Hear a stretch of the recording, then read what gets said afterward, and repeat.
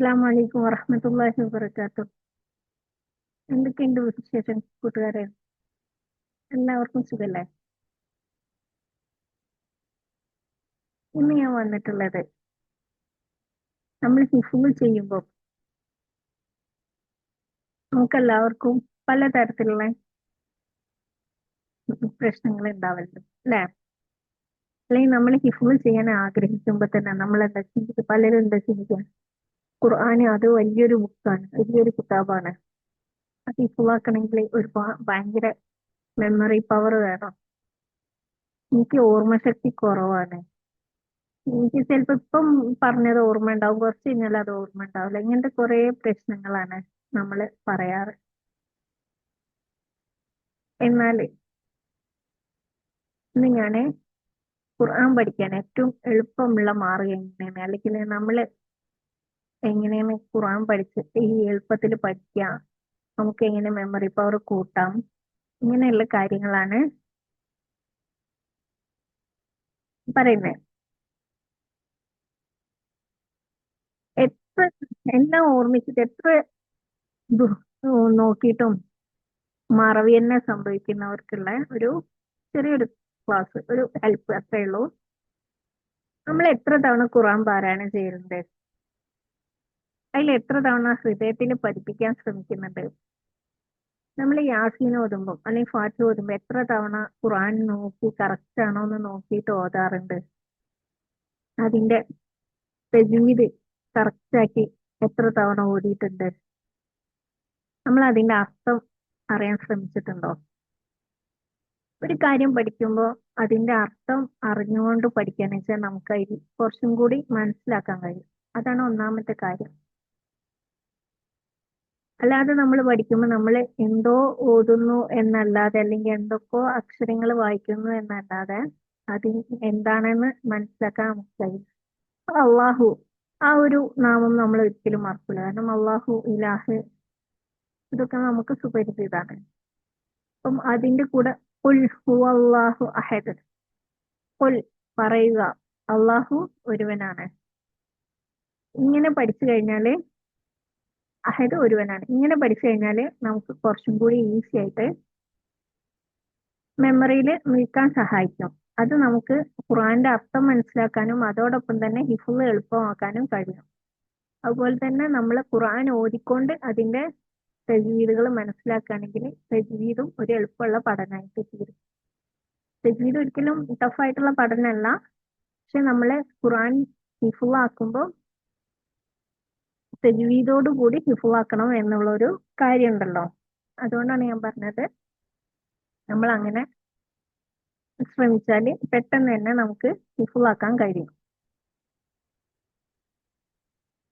നമ്മളെ തലയിൽ നിൽക്കുന്നില്ല അല്ലെങ്കിൽ ഹൃദയത്തിൽ നിൽക്കുന്നില്ല എന്നൊക്കെ തോന്നുമ്പോൾ നമ്മൾ ചോദിക്കുന്ന ഒരു ചോദ്യമുണ്ട്: എനിക്ക് ഇതിനുള്ള കഴിവില്ലേ? ഞാൻ എന്താ ഇങ്ങനെ മറക്കുന്നേ? അള്ളാഹു എന്നെ തെരഞ്ഞെടുത്തതല്ലേ ഖുർആൻ പഠിക്കാന്? എന്നാൽ അള്ളാഹു തെരഞ്ഞെടുത്തവരാണ് ഖുർആൻ പഠിക്കാൻ പോകുന്നത്. അപ്പം നമ്മൾ എന്ത് വേണം? അള്ളാഹുവിന് നിയ്യത്ത് ചെയ്യണം. അള്ളാഹുവെ, ഞാൻ നിനക്ക് വേണ്ടി ഖുർആൻ പഠിക്കുന്നു. അള്ളാഹുവിന്റെ പ്രതിഫലം മാത്രം മോഹിച്ചിട്ട് മറ്റുള്ളവരോട് പറയാനോ അല്ലെങ്കിൽ ഒരു പെരുമ നടിക്കാനോ ഒന്നും അല്ലാതെ നമ്മളെ നീയത്ത് നന്നാക്കുക. ഈ ഖുർആൻ പാരായണം അള്ളാഹുവിന് വേണ്ടി മാത്രമാണ് എന്നുള്ള രീതിയിൽ നമ്മൾ ആദ്യം നീയത്ത് ചെയ്യാം. അതിനുശേഷം ഖുർആനിന്റെ വാചകങ്ങളെ തൊട്ടുകൊണ്ട് പറയാം: ഇത് അള്ളാഹുവിന്റെ വാക്കുകളാണ്, അള്ളാഹു എന്നോട് പറഞ്ഞ കാര്യങ്ങളാണ്.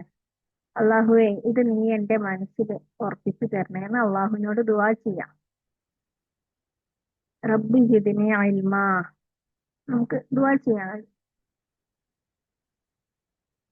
നമ്മളെപ്പോഴും ദുആ ചെയ്യുന്ന ഒരു കാര്യമാണ് റബ്ബി ജിദ്നി ഇൽമാ, അള്ളാഹുവെ എന്റെ ഇൽമിനെ വർദ്ധിപ്പിച്ചു തരണേ. അതുപോലെ തന്നെ ദുആ ചെയ്യുന്ന മറ്റൊരു കാര്യമാണ്, നബി സല്ലല്ലാഹു അലൈഹി വസല്ലം എന്നും രാവിലെ ദുആ ചെയ്തിരുന്ന ഒരു കാര്യമാണ്, അല്ലാഹുമ്മ ഇന്നി അസ്അലുക, അള്ളാഹുവെ ഞാൻ നിന്നോട് ചോദിക്കുന്നു, ഇൽമൻ നാഫിയൻ, ഉപകാരപ്രദമായ അറിവിനെയും വരിസുഖൻ കൊയ്യുവൻ തൊയ്യബായിട്ടുള്ള ഫ്രഷ് ആയിട്ടുള്ള ഭക്ഷണത്തെയും തൊയ്യബായിട്ടുള്ള എന്ന് പറഞ്ഞാൽ നല്ല വൃത്തിയുള്ള ഭക്ഷണത്തെയും അമലൻ മുത്തക്കബല നീ സ്വീകരിക്കുന്ന അമലുകളെയും.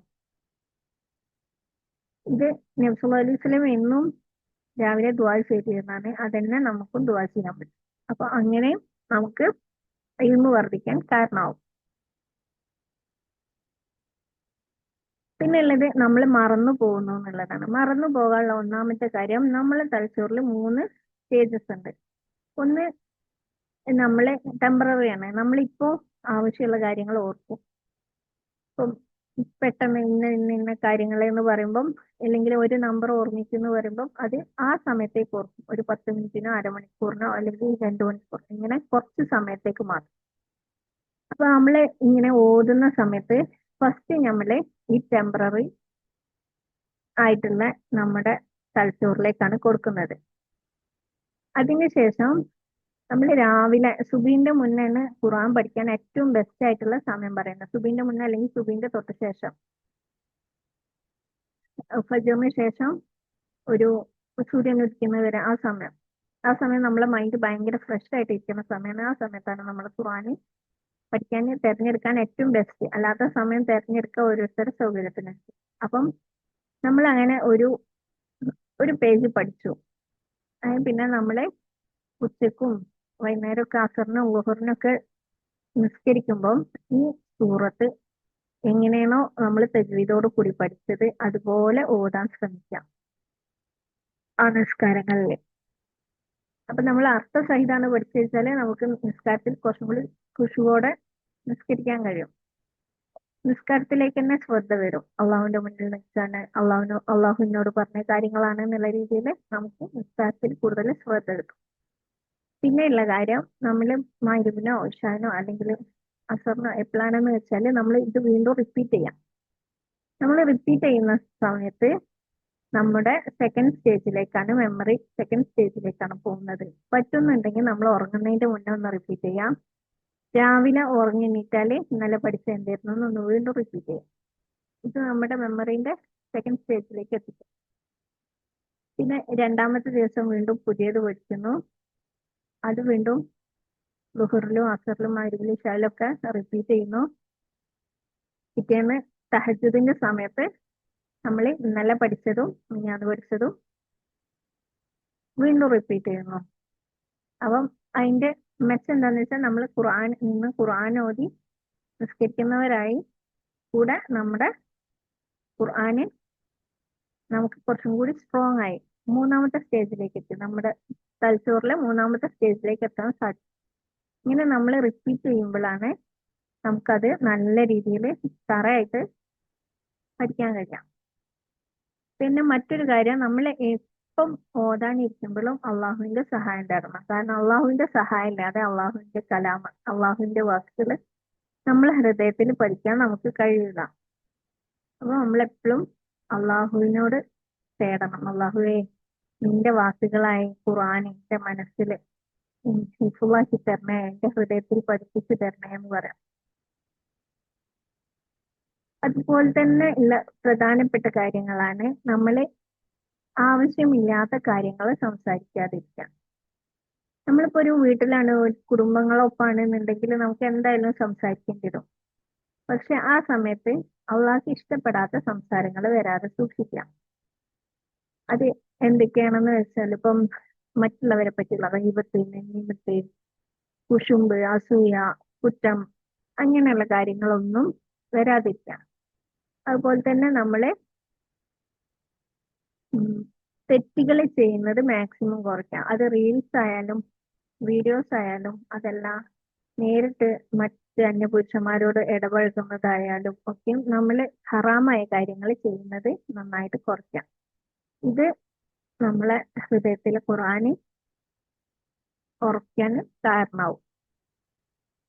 അപ്പം നമ്മളെ ഖുർആൻ മറക്കുക എന്ന് പറഞ്ഞത് ഒരു ശിക്ഷയല്ല, അത് ഒരു ഓർമ്മപ്പെടുത്തലാണ്. അള്ളാഹു നമ്മൾ പഠിപ്പിച്ചതാണ്. അതുമായിട്ട് നമുക്ക് കണക്ഷൻ ഇല്ല, വീണ്ടും കണക്ട് ചെയ്യണം എന്നുള്ള ഓർമ്മപ്പെടുത്തലാണ് നമുക്ക് മറന്നു പോകുന്നത്. അതുപോലെ നമ്മൾ മറന്നു പോവോ എന്ന് വിചാരിച്ചിട്ട് ഖുർആൻ ഓതാതിരിക്കരുത്, ഹിഫ്ളാക്കാൻ ശ്രമിക്കാതിരിക്കരുത്. കാരണം നമ്മളെ ഓർമ്മിപ്പിക്കുന്നവനും മറവി തരുന്നവനൊക്കെയും അള്ളാഹുവാണ്. അള്ളാഹുവിനോട് ദുആ ചെയ്താൽ അള്ളാഹുവിന് കഴിയാത്തതായിട്ട് ഒന്നുമില്ല. അപ്പം എനിക്ക് കഴിയുന്നില്ല, എനിക്ക് മറവിയാണ്, ഇങ്ങനത്തെ എക്സ്ക്യൂസസ് ഒന്നും ഹിഫ്ളിന്റെ കാര്യത്തിൽ ആവശ്യമില്ല. കാരണം എന്തായാലും അള്ളാഹു അതിനുള്ള കഴിവ് തരും.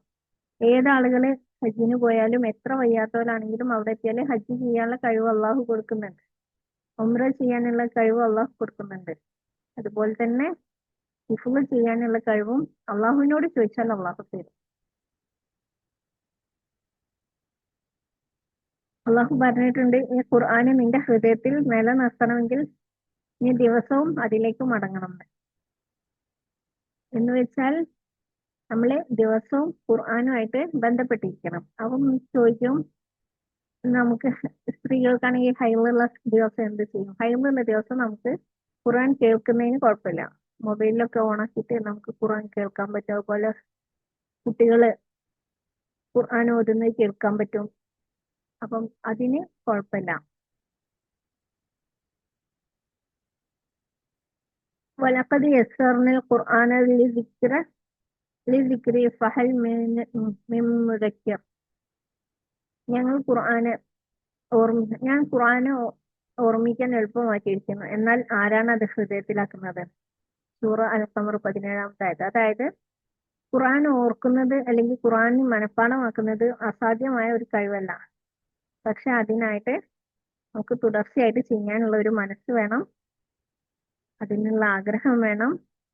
അള്ളാഹുവിനോട് നമ്മൾ പറഞ്ഞുകൊണ്ടിരിക്കണം. ഒന്നും കൂടി ഓർമ്മിപ്പിക്കാണ്, ഫജറിന് ശേഷം പഠിച്ച കാര്യം 3 വട്ടം ആവർത്തിക്കാം. മിനിമം നമ്മൾ പുതിയ ഒരു ആയത്ത് പഠിക്കുകയാണെങ്കിൽ മിനിമം അതൊരു 5, 10, 20 തവണ ഓതാൻ ശ്രമിക്കാം. സത്യത്തില് നന്നായിട്ട് പഠിക്കാൻ വേണ്ടിയിട്ട് 30 മുതൽ 50 തവണ വരെ വർദ്ധിപ്പിക്കാനാണ് പണ്ഡിതന്മാര് പറയുന്നത്. നമ്മൾ വിചാരിക്കും, ഞാൻ പഠിച്ചല്ലോ, ഇനിയിപ്പോ ഇതിൽ എന്താണ്, ഇപ്പം ബിസ്മില്ലാഹിർ റഹ്മാനിർ റഹീം ഇത് ഞാൻ പഠിച്ചല്ലോ, പിന്നെ ഇനിയിപ്പോ എന്തിനാണ് ഇത് 30 തവണ ഞാൻ വർദ്ധിപ്പിക്കുന്നത്? പക്ഷെ അതില് നമ്മളെ അക്ഷരങ്ങള് ബിസ്മില്ലാഹി റഹ്മാനി എന്ന് പറയും ചിലര്, അഹ് എന്നുള്ളത് ഹ ആണ്, അത് പറ്റൂല. റഹ്മാനി, റഹ്മാനി. അതുപോലെ റഹ്മാൻ, റോ അതുണ്ട്. അതുപോലെ റഹ്മാനി റഹീം അവിടെ കൂടുതൽ നീട്ടുന്നവരുണ്ട്, തീരെ നീട്ടാത്തവരുണ്ട്, സ്പീഡിൽ ഓതുന്നവരുണ്ട്. അപ്പം അതെല്ലാം ശരിയാക്കി നമ്മൾ എങ്ങനെയാണ് തജ്വീദോട് കൂടി ഓതണ്ടേന്ന് മനസ്സിലാക്കിയിട്ട് ഒരു കാര്യയുടെ ഒരു പണ്ഡിതന് ഓതുന്ന കേട്ടിട്ട് വേണം നമ്മൾ പഠിക്കാൻ. അത് നമ്മൾ ക്ലാസ്സിന് ചേരണം നിർബന്ധമല്ല.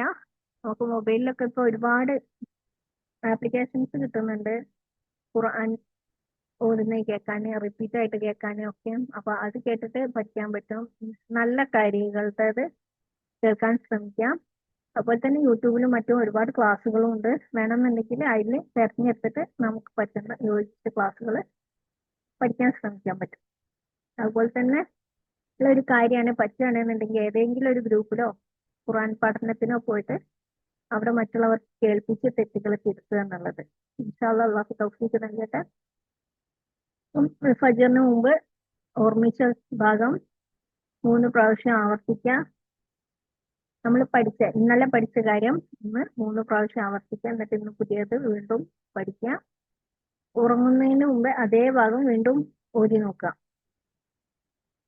അതുപോലെ അർത്ഥം മനസ്സിലാക്കുക, ദുആ ചെയ്യാം. അല്ലാഹുമ്മ ഇജ്അൽ ഖുർആന റബിയ ഖൽബി വനൂറ സദരി വജലാ ഹസ്നി വദഹാബ ഹമ്മി. അല്ലാഹുവേ, ഖുർആനെ എന്റെ ഹൃദയത്തിന്റെ വസന്തമാക്കണേ എന്നുള്ള ഈ ഒരു ദുആ പറയാം. ഒന്നും കൂടി പറഞ്ഞുതരാം.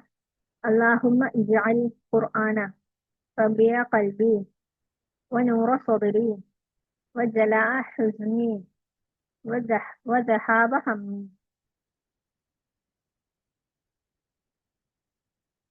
ഖുർആൻ ഒരിക്കലും ഒരാൾ മറക്കുന്നില്ല. മറക്കുന്നത് നമ്മളെ ഹൃദയം അടയ്ക്കുമ്പോഴാണ്, നമ്മൾ ഖുർആനിലേക്കുള്ള വാതിൽ അടയ്ക്കുമ്പോഴാണ്. അപ്പം നമ്മൾ ആ ഖുർആനിലേക്കുള്ള വാതിൽ വീണ്ടും തുറക്കുക. അള്ളാഹുവിനോട് പറയാം, യാ റബ്ബ്, ഞാൻ നിന്റെ വാക്കുകൾ ഹൃദയത്തിലാക്കാൻ ആഗ്രഹിക്കുന്നു, എന്നെ സഹായിക്കണേ. അപ്പം ഇന്നത്തെ ക്ലാസ് ഇത്രയേ ഉള്ളൂ.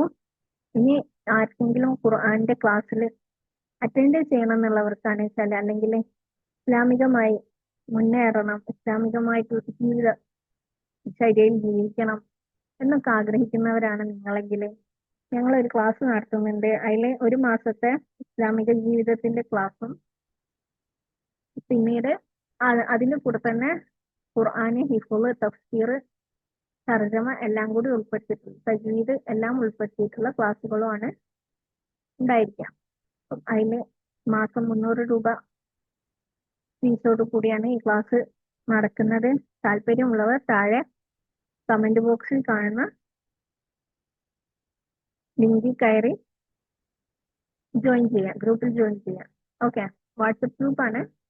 അപ്പം താല്പര്യമുള്ളവർ വാട്സപ്പ് ഗ്രൂപ്പിൽ ജോയിൻ ചെയ്യാം. ഇൻഷാ അല്ലാഹ് അള്ളാഹു തൗഫീഖ് നൽകട്ടെ. ഈ വീഡിയോ മറ്റുള്ളവർക്ക് ഷെയർ ചെയ്യാം, മറ്റൊരാളുടെ ഹൃദയത്തിൽ ഖുർആൻ പടരാൻ, ഖുർആൻ ഹിഫ്ള് യാത്രയിൽ നിങ്ങളെ പ്രചോദിപ്പിക്കാൻ. ഓക്കെ, ഇതൊരു വഴിയാവട്ടെ എന്ന് ഞാൻ അള്ളാഹുവിനോട് ദുആ ചെയ്യുന്നു. നിങ്ങളുടെ ഓരോ ഷെയറും ഒരു ജാരിയായ സദഖയായി മാറും. നിങ്ങൾ കാരണം ഒരാൾ ഒരു ആയത്തെങ്കിലും ഓതിയാൽ അതിനുള്ള പ്രതിഫലം അള്ളാഹു നമുക്ക് എല്ലാവർക്കും തരും. അപ്പോൾ മാക്സിമം ഷെയർ ചെയ്യാൻ ശ്രമിക്കുക. താല്പര്യമുള്ളവർ ഗ്രൂപ്പിൽ അംഗങ്ങളാവുക. ഇൻഷാ അല്ലാഹ് അള്ളാഹു തൗഫീഖ് നൽകട്ടെ. ആമീൻ യാ റബ്ബൽ ആലമീൻ. അസ്സലാമു അലൈക്കും വറഹ്മത്തുള്ളാഹി വബറകാതുഹു.